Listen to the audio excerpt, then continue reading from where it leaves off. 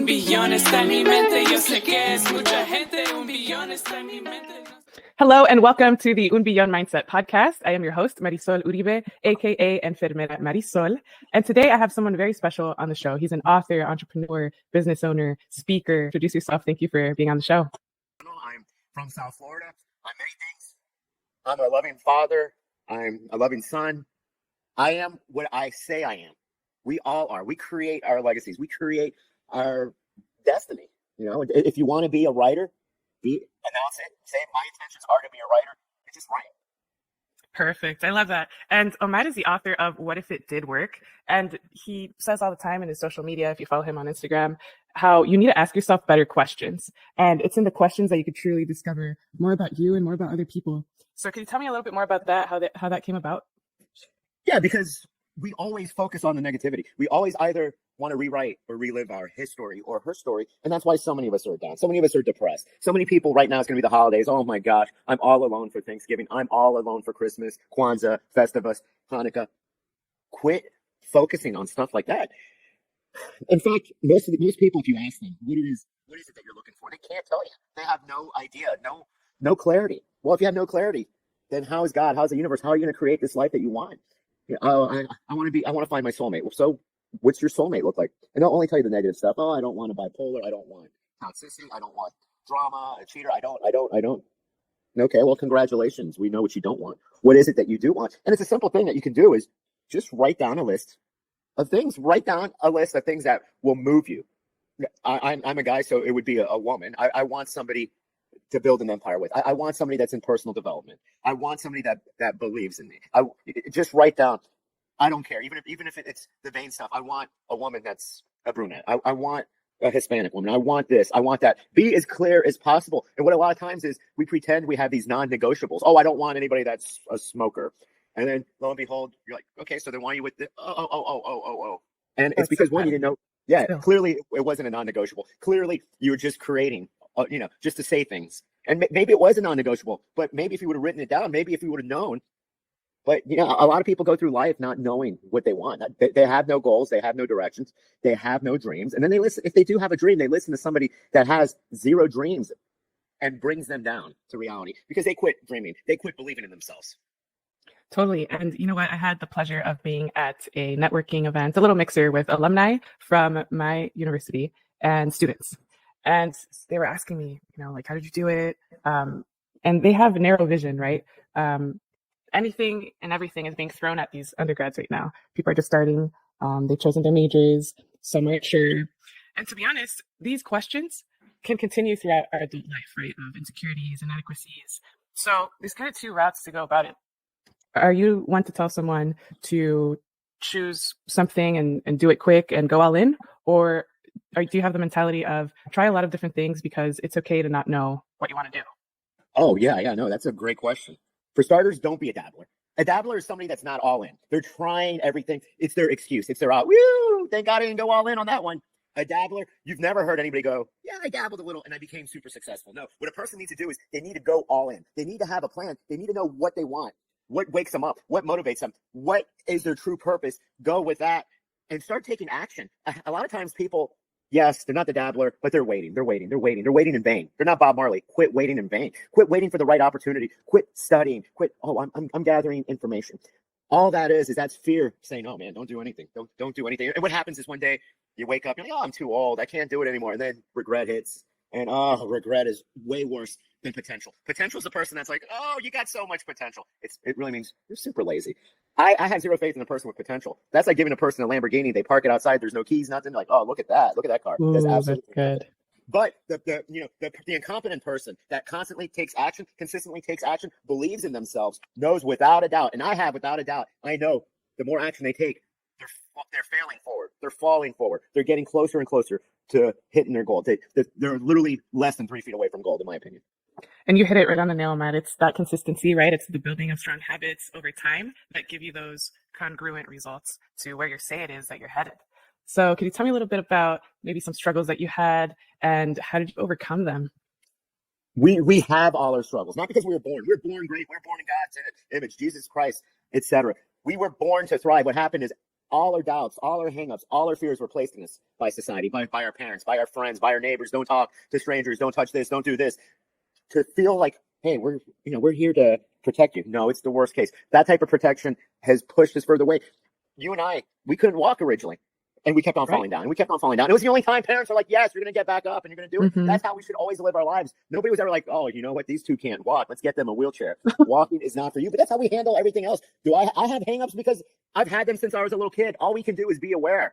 You can be aware. I'm an introvert. Yes. And I'll always be an introvert. I'll always have self-doubt. I always just have to be aware of what it is whenever all those little inner voices come and say, no, that's not the truth. I'm here to prove my inner voice wrong. I'm here to, so I can tell you, fear of rejection. I have that, but yet, I can sell.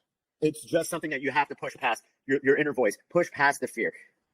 You can't create something that these things were in place when we were young kids, and we'll always have them. Just be aware of it, and they'll always revisit. They'll always come back like the unwanted in-laws. That's right. And something that I learned from going to Tony Robbins to going to Driven with Albert Preciado, he's here in LA, California. There's a lot of limiting beliefs and we all have them, right? But it's about how you overcome them at the end of the day. And some people may be shocked at the idea of becoming a millionaire one day or multimillionaire, let alone billionaire, right? Words can shock people, but you know what? You're carrying something that may not even be yours to carry. Right? We've got these generational burdens as if curses, right? From feelings about being an underdog, right? This generational thing, this stigma, if you will, like, oh, he's Mexican, like his potential is capped at like here. No, we need to break that. You decide where your potential is. And like Omar said, one thing is the word, right? Oh, potential. But that's like being lazy because you haven't done X, Y, and Z yet, whatever you said you were going to do. So you got to back it up with your actions, day in, day out. And what can you add to that? Stretch. Just why nobody's really watching us. We always have this, when we fall down, like literally, not figuratively, fall down. The first thing that we do is we hop up and we look around to see who saw us being all goofy and falling. People are already in their own drama. Don't be afraid to fail. Don't be afraid. This fear of looking good. Worst case scenario. You're going to inspire. You're going to motivate. Worst case scenario, you did something. Either you achieved it, or you just learned what not to do. And it's a lesson. Just don't do the same thing and just keep on going for it. We all have greatness within us. We were all blessed with that. We all have talents. A lot of times, so we don't hone our talents. We don't double down, triple down on our talents. Instead, we work on things that we're not really that good at, but we want to be better. Instead of outsourcing the other stuff, the things that we aren't good at, we keep on thinking, well, I want to be better at organization. I want to be better at this. Well, it's not serving you. Why don't you enhance what you're great at, monetize it, double down, triple down, and become a winner. Achieve. Someone said yesterday, an alum from Mount St. Mary's University, do about 3 things very well. She goes, double down on those 3 things and outsource everything else. And I go, yeah, that's brilliant. It comes down to priorities, right? Ranking what you believe in order of importance, whether it be your kids, if you want to be a good parent, your business, if you want to be a good CEO, operator, manager, and not even the sky is the limit. That's what Tim Grover says, who trained like Kobe Bryant and Dwayne Wade. Michael Jordan. But yes, the thing, and you're absolutely right on all of those. Life is short. We all can do amazing things, but instead we either stay on the sidelines, or we hear those little voices, or the generational thing, or we watch the media say, hey, or what a lot of people say, oh, success is a bad thing. Success isn't a great thing. It's our God-given right to be successful, because if you want to help other people, the more successful you are, the more you can help out those that are less fortunate. Beautiful. I love it. What were some of your mentors growing up? And if they weren't your mentors for the good, were they for the bad? And then did you learn to flip that later and just excel and overcome? I started late with mentors, personal development, business development. It wasn't until my mid to late 20s, being Hispanic, being Latin. I mean, one of my purposes that I know I want to get more Latinos, more Hispanics involved in personal development, business development. But I always had that mindset. It is what it is. My mom completely didn't believe in it. She knows who Anthony Robbins is, but she'll never do any of that. And she calls him Anthony Roberts. Won't read my book, never heard my podcast, because like most people, I don't hate her or, anything. Personal development isn't for them. So for many years, in fact, here's a story that I've never told on any podcast, not my books, nowhere. This was literally right before I found out about Anthony Robbins' job interview. It was like the last interview. It was like the 2, 3, 4 follow-ups. This is it. This is the last question. And this, I look back and I laugh because I could easily answer this question. So tell me, what are some of your favorite business and personal development books? The author, the name, and what did you get out of it? And I couldn't answer. I literally could not answer because there was zero frame of reference. I clearly did not get the job, but clearly if they ask me now, I'd be like, hey, I wrote 2 of them. What are you talking about? You have several. I could give them a laundry list.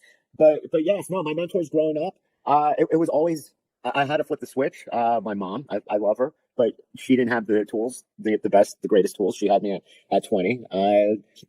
I grew up in a working class neighborhood in Miami, so it wasn't just work hard and be content and die. That's pretty much how we were all raised. Then my first mentor was Anthony Robbins. I met your brother and his wife through your sister-in-law through Ty Lopez. I mean, I would not, neither one of us would recommend it, but it served its purpose. We all met through that. So Grant Cardone, I'm an actual licensed Grant Cardone coach, and he's been there. Zig Ziglar. Let's see. I hope you are all taking notes and feel very special because he just shared something that he hadn't shared before. So thank you, Omar. Yeah. Napoleon Hill, definitely. Jim Rohn, myself. I've been coaching myself for 49 years. I gotta say, I'm sometimes my toughest client. I try to fire myself, but I still can't do it. And like, there's so many great names. Really appreciate how you're transparent and very real, right? These are raw talks. These are ad lib. That's my style, just as Omar's in his podcast. What if it did work? This isn't pre-rehearsed. We didn't really plan what we were going to say.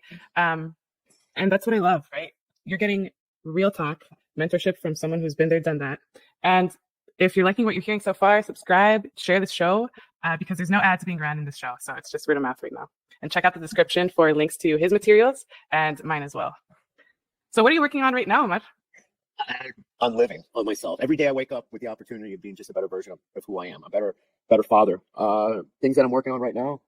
I just completed my second book, The Vacation CEO, which shows how to scale your business, how to be a leader and not a boss, how to own a business and not have the business own you. I'm doing that. I've been doing a lot of business coaching. I have a lot of free information, but I actually do know how to maximize people both on a business level and a personal development level because I've had to overcome a lot of obstacles, a lot of phobias, a lot of fears, a lot of hangups. So if I can do that with myself, I know I can do that with plenty of people. That's amazing. I hope you guys are listening, taking notes, and more than anything, take action, right? And run with it. Right? This is free information. A lot of people don't value free information as much as paid information. But people, you just have to convince yourself that it's like for your own good. Yeah, but even with paid information, there's just so many seminar junkies out there that get their dopamine levels because they're in a room through weekend with great people, like-minded people. You could buy my book, you can buy all these books, you can repeat, you can rephrase, you can be a parrot and know all of our lines, but unless you take action. But first you have to love yourself. You have to believe in yourself. You have to forgive yourself. So many of us beat ourselves up over the past. None of us have a flux capacitor. We can't go back there. So don't worry about it. Let's worry about today. Let's make Thursday a great day. Let's make, if God gives me tomorrow, I wake up and I'm not with St. Peter. I want to be the best version of who I can and do something extraordinary tomorrow. I love that. Right. You're working for the today, but in the hopes of a better tomorrow. And coming from an immigrant parent, both of my parents, they immigrated in 1979 and they had to face challenges, right? A big one being the language barrier. They were predominantly Spanish speakers up until this day, but you know what? They navigated themselves through it. And they saw the value in not so much exchanging time for money, but capital for an asset. But I would say I'm a proud descendant of some similar success. And so is my brother. You mentioned him earlier, Lorenzo Uribe. Our parents taught us so much, right? If you're also first gen, second gen, I hope you're keeping some fundamentals like culture or language or that grit, right? The hardworking nature that comes with that. Don't take that for granted that you're here now. I had someone yesterday, we did this strategy of going 7 levels deep on your why. Hopefully by the time we end today, you're at 10. And so we went 7 levels deep.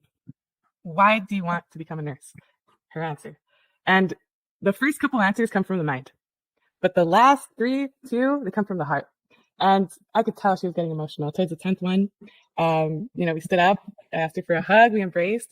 And it was one of the most humbling moments of my life because and what you do on that, I'm sure you get the same satisfaction. You're like doing the Lord's work right there. So I commend you for that. Well, hopefully I don't stay too long in purgatory though. No, you won't. And you know what? I love that people are kind of shy about having no filter, right? But that's important. That's so important because, like yesterday, there were people on paper more qualified than I. I'm an alum of 5 years. I had someone who graduated 40 years ago, also as a nurse, and someone else with double masters, and I just got my baccalaureate, right? So if you're listening to this and you want a greater impact, you want to impact more people, I started Un Beyond because I thought of the people. I want to impact 1 billion lives, just like Tony Robbins has fed 1 billion people through Feeding America. We can impact directly or indirectly 1 billion lives. And that's thinking small because there's 8 people in the world right now. 8 billion people in the world right now. Right? So it's all about assessing your values, morals, beliefs, you name it, and be open to different ideas, the other side of the story, the other side of the narrative. And you know what? Just keep researching, right? Keep being a student learner, a lifelong student learner, because there's always on paper someone more qualified, but don't pay attention to that. Pay attention to you and your impact and what makes you happy at the end of your day to sleep good at night. And give it all you got, right? There's no repeats in life. Well, it depends. I guess if you're a Hindu or a Buddhist, there might be. Come back as a cow or something, right? But the thing is, most people, once they graduate high school or college or a secondary degree, they think that's it. I've stopped learning. Well, you're either growing or you're dying. And what people need to realize is you should choose growing, and you should choose to read, to always be a student of things that push you towards your goals, towards the person that you want to be. Because yeah, you can be reading, but if you're reading fiction, if you're reading fantasy instead of creating your own fantasy life, then that really doesn't serve you. Because every action either pushes you towards your goals and your dreams or pushes you away. That's right, Omar. And gosh, I like the fact that you're from Florida. There's plenty of Latinos here in South Florida, to say the least. Yeah, right? And like the big speakers are over there too, like Tony himself. And what do you value most about Florida than any other state? That it's grown, that it hasn't always been the international mecca that people believe. But growing up, it was very Southern, very backwards. Not many Hispanics, not many Latinos. It wasn't until like the late 70s, early 80s with the influx. And it's grown, it's evolved, and we need to all grow. We all need to evolve. Yes, I knew the bougie neighborhoods of Miami, but that's not what created me. That's not what made me. And it's like so many people. It's like if people think that SoCal is all Hollywood and all Santa Monica and Malibu, and it's not. It's not Santa Barbara. Most people they haven't explored enough. Exactly. I've explored the LBC, explored everywhere. My aunt lives in SoCal in Laguna Hills, so I would visit all the time. But yeah, no, I love South Florida because it created me. I love wherever I go. Home is in my heart. So I've lived in Louisiana and I've visited all over the world, and you can't run away from your problems. But if you're happy and if you love yourself, then home is wherever you wake up. Beautiful, because there's so many destinations in the world, and you need to make time for all that. You can't just work. I talked about a 3-bucket strategy yesterday too, how you should have money for your bills and taxes, and then some for leisure, but also some for investments. 3 buckets. That's right. And so there's just so much to learn out there. So I like to keep my podcasts about 30 minutes because of the attention spans. So thank you so much, Omar, for being on the show. To wrap up, my final question is the question of the show. What does having an Un Beyond mindset mean to you? Un Beyond mindset to me is the way you and I live life. We don't live in scarcity. We live in abundance. The true meaning of life is to be in service. 1 billion people to help. Nothing wrong with that. I wake up every morning. You wake up every morning saying, how can we move the needle? How can we help not only our family, our friends, our community? I love the idea. But, it's not a crazy number. I mean, Grant Cardone says he wants to impact 8 billion people. We are only trapped by our imagination, our goals, our dreams. If we expand our minds, then yes, 1 billion. Let's do it. Let's start with our people and move. I want to create positive change in everybody. My legacy is I want to be the best father I can to my 2 daughters, Lauren and Mia, and also I want everybody that when I do go see St. Peter, that they say Omar Medrano. He really helped. He didn't check people to see if they were a checking account or how much. He helped people out unconditionally. That's right. I love it. And subscribe to his show and mine if you're new here. And we'll see you next time. Beyond. Un billón está en mi mente, yo sé que es mucha gente. Un billón está en mi mente, no sé tú.